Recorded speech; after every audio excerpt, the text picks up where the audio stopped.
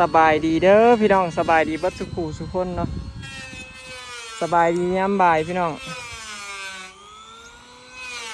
เขามาสวนเนาะบอยเขามาเบิ่งสร้างมาให้เพื่อนให้นี่เพิ่นมาเสาะไม้ไว้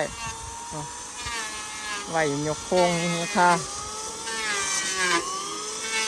ทีมงานพอทะเลินพี่น้อง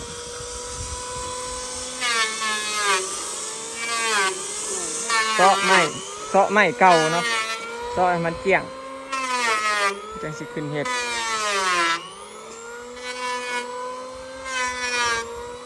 เพื่อนนี่ก็พอบัดเฮาเทพื้นแล้วปูกระโลกอยากรู้สึกต่ำๆเนาะ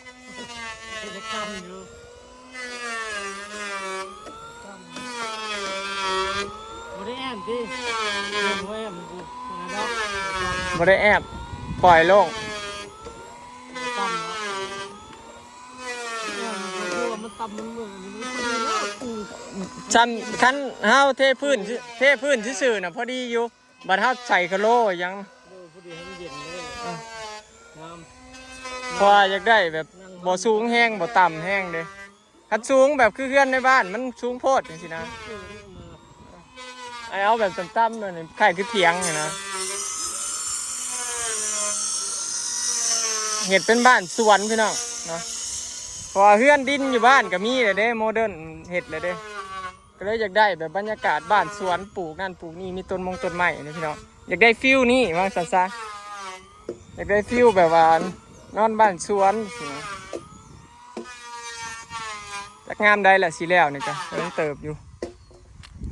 เนาะหลายขั้นตอนแม่นเดินทางทุก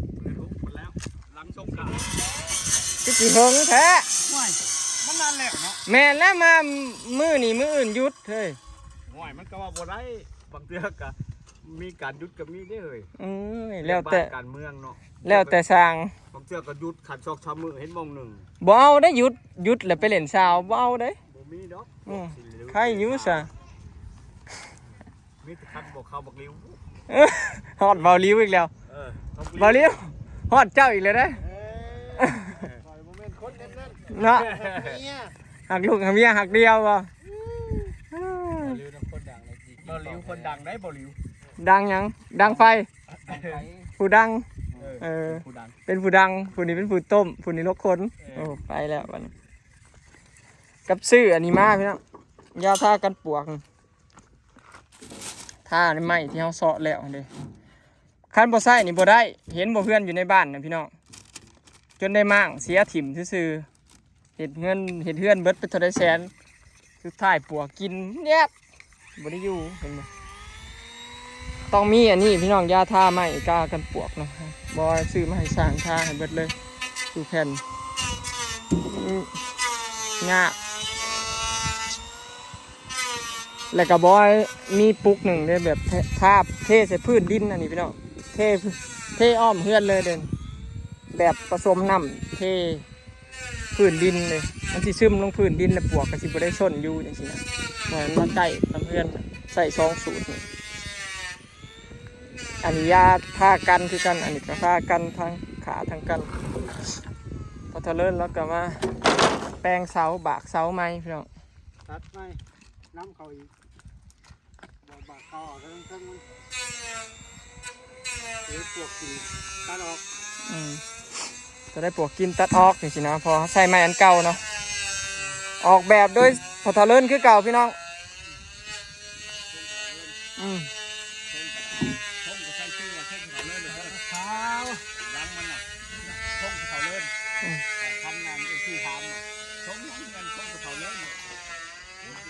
มือว่างข้าเจ้ากับมาเห็ดพี่น้องพอทะเลิน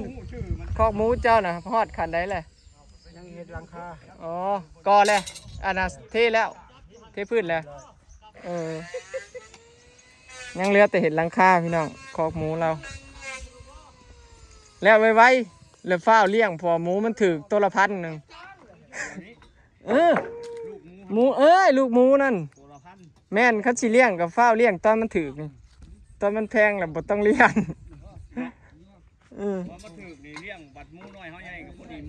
แม่นส่วนหลายคนบ่คิดนั่นส่วนหลายเพิ่นก็คิดแต่ว่าหมูแพงแล้วฝ้าเลี้ยงหั่นเด้ ความราคาดีแหละเลี้ยงเพราะว่ามันบ่ทันติ มันโบแมนตี้เนาะซื้อกับมากระแพงบัดแล้วมันเป็นราคาพอหมูถือเพิ่นบ่มีคนซื้อบ่มีคนเลี้ยงไผก็บ่อยากสู้เพราะว่าย่านบัดนี้มันบ่ทันหมูขึ้นติบ่น่ะบ่ได้คุ้นพี่น้องยากหลายอย่างเนาะเวียกแล้วหน้าแลหลังอยู่ก็บ่ได้คุ้นดอกมันหลายอย่างโพดไม่มีแนวสิเฮ็ดหลายอย่างก็เลยปีนี้หยุดคุ้นไปก่อนถ้าแม่นบ่ยากเวียกเรื่องการเฮ็ดเรือนเฮ็ดซ่านเฮ็ดนั่นเฮ็ดนี่ก็สิคุ้นอยู่คุ้นไว้เบิดอยู่บ่ได้นิ่งนำราคาดอกพี่น้องราคาถือก็คุ้นพอบอยมักคุ้นราคาถือนี่แหละเวลามักกลับกันนะหลายคนน่ะมักคุ้นตอนหมูราคาแพงแต่บอยหมูราคาถือนี่คุ้นลุบหรือสิได้ก็ยามันจังซี่นะบางเถื่อมันฟุกได้ก็มีเนาะบ่มีไฟหูหมูสิขึ้นเอาลงต่ำหลายบ่พะเฒ่าบ่เก่าเนาะเอาบะเก่าเพราะว่าเช้าพื้นก็ต่ำแล้วมันสิสูงเทิงเด้ให้เราซ้ำเก่ามันสูงเทิงแม่โอ้โหลดตรงนี้ต้องโหลดน้โหลดลงหลายบ่โหลดลงเลย30โหลดลง30เซนวิดบาเก่านี่นะแม่นพอดีวิดบ่อนปวกเนาะบ่อนบะเก่านี่พอดีมือแม่นพอดีตั้งตัดไม้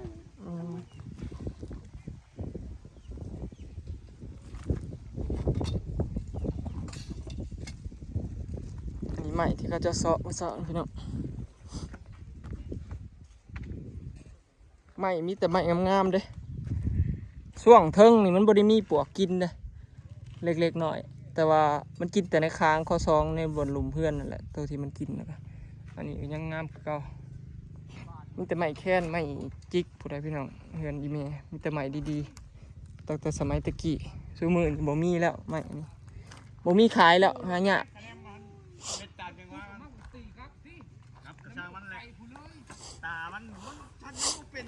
อันนี้ขั้นตอนเนาะถ้าเจ้ากะสิซ้อไม้แล้วก็เตรียมไว้ขึ้นโค้งเนาะ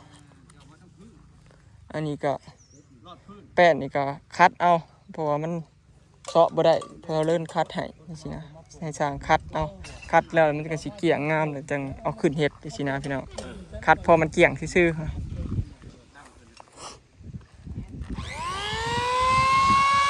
โอ้ยบ่เด้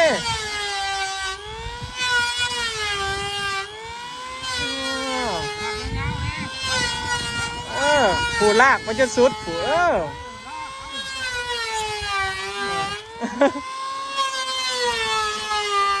สร้า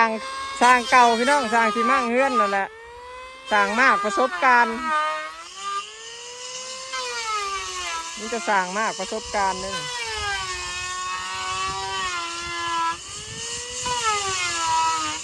ถ้าเบิ่งพี่น้องเฮือนหลังนี่จะเป็นอะไรเนาะขอให้เป็นเฮือนคำเฮือนปูนเนาะเฮงๆรวยๆได้บาทนี้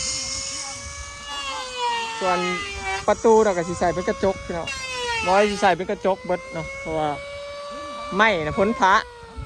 พ้นตกมาแหละมันซึมเขาอันนี้พี่น้องสาดเขาเลยน้ำลายโจกๆใช่ไหมเฮือนจนเปียกเบิดจริงๆนะก็เลยสิเปลี่ยนเป็นแบบกระจกเอาจำบัวหัวเห็ดโมดใหม่แต่ว่าทรงเห็ดโมด2 สั้นเนาะบ้านยกสูงแล้วก็เห็ดเป็นแบบหลังคาสโลปเนาะแล้วถ้าเบิ่งเดี๋ยวพี่น้องมันสิออกมาแบบใดเฮ็ดนั่นออกแบบเองเด้บ่คือเฮือนอยู่หน้าเนาะเฮือนอยู่หน้าน่ะเฮือนอยู่บ้านน่ะมันบ่ได้ออกแบบแม่อีเมลออกแบบแล้วแต่เฮือนหลังนี้บ่ให้ออกแบบเองเนาะความสูงแล้วก็ความกว้างของตัวเฮือนเนาะเฮือนอยู่บ้านน่ะ2.80 เมตรพี่น้องบ่ได้ฮอด3 เมตรซ้ำห้องนึงนะอันนี้บ่ให้เพิ่มเป็น3 เมตรเบิดห้องนึง3 เมตรเบิดอันนี้ก็เจ้าสอดแล้วใส่เป็น3 เมตรแล้วก็ไว้พ่อได้แบบว่านอนนะพี่น้องบ่ได้ว่าสิเฮ็ดห้องใหญ่ดอกพ่อได้ที่นอนแล้วก็มีตู้เสื้อผ้าห้องไผห้องมันจังซี่นะ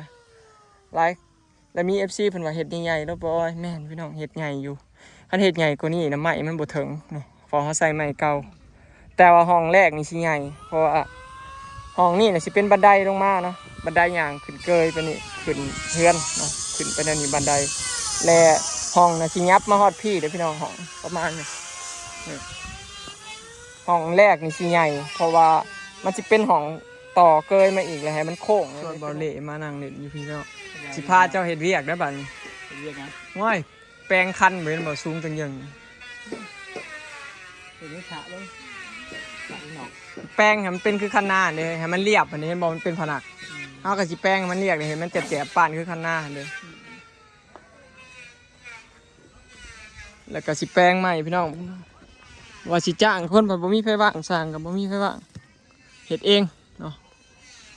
สรุปก็สิเฮ็ดเองต้นอันนี้ก็มาปลูกแล้วเนาะ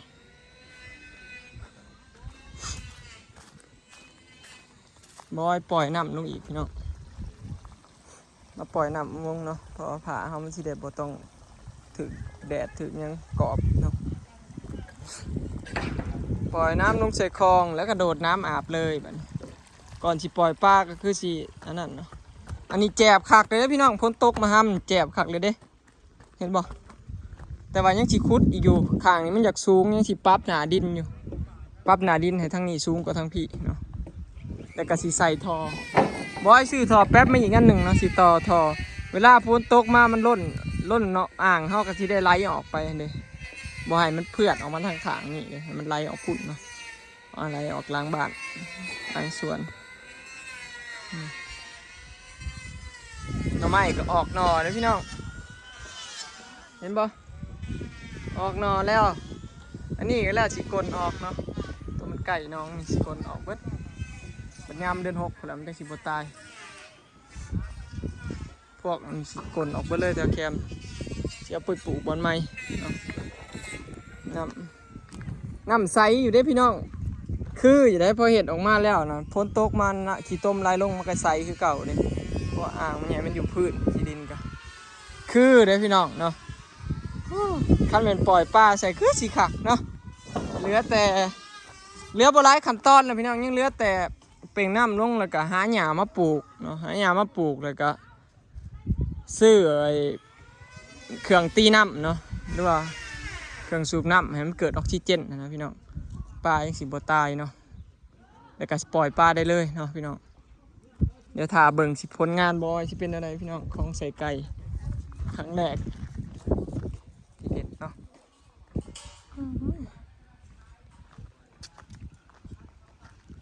ต้นไม้บอยก็ตายไปอันหนึงต้นนี้ก็เกือบตายใครเนี่ยแต่เอาอันนี้มาขังก่อนถ้าแม่นน่ะเซตกำลังกรอบต้นมังคุดกำลังสิตายเนี่ยมันแดดแห้งยามนี้มันอยากตายนี่ต้นนี้ก็ตายแล้วพี่น้องต้นมะเงาะมะแงะข่อยมันอยู่นี่แดดไม่สิมาโหดน้ำอยู่จักสิฝืนหรือเปล่าพอดีเดี๋ยวขับมาเบิ่งสร้างมาเห็นเพื่อนมือแรกมาเสาะใหม่นี่แหละพี่น้องเนาะนี่อีกครึ่งนี่ดอกกว่าสิแล้วบ้านสวนเขาเนาะหลังบ่ใหญ่พี่น้องเสา12ต้นกว้าง3 เมตรกว้าง3 เมตร3 เมตรคูณ3 เมตรแต่ละห้องเนาะหลังบ่ใหญ่พี่น้องบ่กว้างเนาะหลายเสาอยู่แต่ว่าบ่กว้างเดี๋ยวติดตามเบิ่งเนาะพี่น้องสิเป็นอะไร คลิปนี้ก็สิขอเก็บภาพบรรยากาศสำนีเด้อเนาะพี่น้องฝากเบิ่งคลิปฝากเป็นกำลังใจเบิ่งโฆษณาให้เด้อเนาะไปแล้วสบายดี